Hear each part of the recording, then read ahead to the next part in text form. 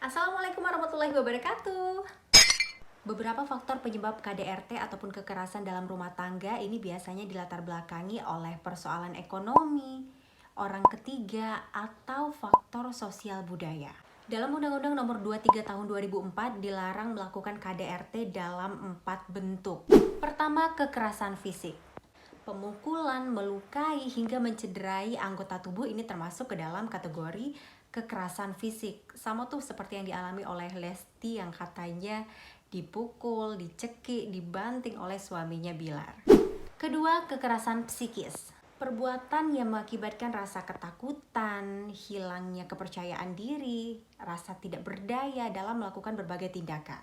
Biasanya para korban memilih bungkam karena rasa ketakutan berlebih yang dialaminya karena mendapatkan cacian serta ancaman. Ketiga, kekerasan seksual. Pemaksaan hubungan seksual dengan cara tidak wajar atau tidak disukai atau berupa paksaan untuk melakukan hubungan seksual dengan orang lain untuk tujuan komersial atau bisa dikatakan untuk dijual lah ya, atau tujuan tertentu yang tentunya ini berupa sebuah pelanggaran. Yang keempat, penelantaran. Merupakan bentuk menelantarkan orang yang ada dalam rumah tangganya. Padahal sebenarnya orang tersebut memiliki kewajiban untuk menafkahi serta memenuhi kebutuhan hidup orang tersebut. Jadi satu, pelaku menganggap korban dalam hal ini adalah istri itu adalah hak miliknya, mau diapain juga suka-suka dia gitu. Lalu kemudian yang kedua, korban itu di posisi yang lemah karena tadi dia merasa dia suamiku, kalau nggak kawin dengan dia aku nggak akan jadi seorang istri sebutannya, jadi dia apa-apain aja nggak apa-apa gitu, dia merasa seperti itu. Lalu yang ketiga, pelaku membatasi ruang gerak korban, jadi mau kemana-mana harus lapor, kalau nggak lapor bisa bahaya, misalnya seperti itu. Lalu yang berikutnya adalah kita masyarakat kurang waspada dan kurang percaya bahwa yang namanya orang dikenal itu nggak mungkin jadi pelaku. Nggak mungkin, suaminya baik kok dan segala macam, selalu pikiran-pikiran seperti itu. Itu dia. Tapi kalau untuk selama ini biasanya yang menjadi korban adalah perempuan. Sebagian besar perempuan. Sebagian besar perempuan. Dan dilatar belakangi oleh kasus perselingkuhan barangkali?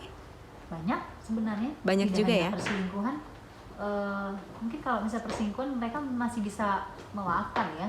Yang penting nggak tahu orang, misalnya seperti itu. Oke.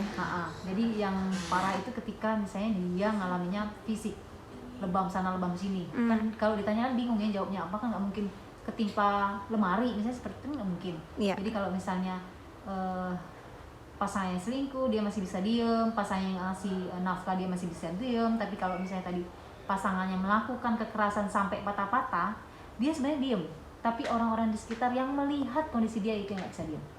Apa yang melatar belakangi para perempuan yang menjadi korban ini takut untuk speak up? Satu, terlanjur memilih si pelaku menjadi pasangan hidupnya.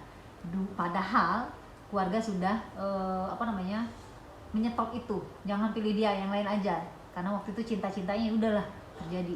Yang kedua, korban menganggap suatu saat pelaku bisa berubah. Terus yang lain misalnya udah terlanjur, udah punya anak, malu sama anak, udah punya cucu, malu sama cucu gitu. Apa yang harus dilakukan ketika di dalam rumah tangga sudah terjadi kekerasan? Bicara. Kalau belum berani bicara sama orang, bicara sama Allah. Yang pertama.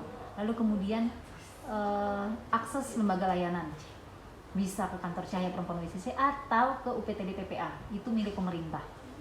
Datang, mereka profesional kerjanya, ceritalah dengan mereka, karena apapun yang Anda ceritakan ke dia, mereka akan jaga kerahasiaannya. Beda dengan cerita dengan teman gitu.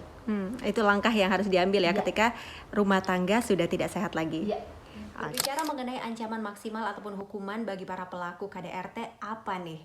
Dan tentunya mengutip dari ditjenpp.kemenkumham.go.id, ancaman hukuman pada tindak KDRT terdiri atas 3 bentuk. Pertama, bila menyebabkan luka sakit, ini akan dikenakan hukuman penjara selama 5 tahun lengkap dengan denda sebesar 15 juta rupiah. Kedua, bila menyebabkan luka yang berat, akan dikenakan sanksi penjara selama 10 tahun. Ketiga, yang terakhir, ini lebih parahnya lagi ketika suatu tindakan menghilangkan nyawa. Ini terancam akan dipidana selama maksimal 15 tahun penjara. Nah, menurut teman-teman, apakah sebenarnya hukuman yang diberikan ini sudah setimpal sama perbuatan yang telah dilakukan oleh para pelakunya? Kasus KDRT ini ibaratkan peristiwa gunung es. Fakta yang terjadi sebenarnya lebih banyak dari yang kita lihat pada saat ini. Karena walaupun sebenarnya sekarang mulai banyak ya para korban untuk berani speak up, tapi banyak juga yang memilih bungkam, tidak bersuara atas perlakuan yang diterimanya di rumah tangganya. Mungkin mereka malu, takut, berasa tidak ada keberanian untuk melaporkan hal tersebut kepada orang lain ataupun pihak yang berwajib. Kita berharap semoga untuk para pelaku KDRT ini diberikan hukuman yang paling maksimal sehingga ada efek jera agar tidak ada lagi pelaku-pelaku baru ataupun korban-korban baru, sehingga untuk kasus KDRT di Indonesia bisa ditekan, diminimalisir, tidak ada kasus-kasus baru lagi. Dan pesannya untuk para korban yang dominannya adalah kaum perempuan, ayo dong harus berani speak up, menyuarakan apapun yang dirasakan, yang dialami selama ini, atau kekerasan yang dialami dalam 4 bentuk tadi, kekerasan fisik, psikis, seksual, penelantaran, ini harus langsung diberitahukan ataupun dilaporkan, setidaknya kalau tidak bisa secara kekeluargaan, ya kepada pihak yang berwajib. Adalah cukup sekian pembahasan kita kali ini. Sampai jumpa di pembahasan selanjutnya.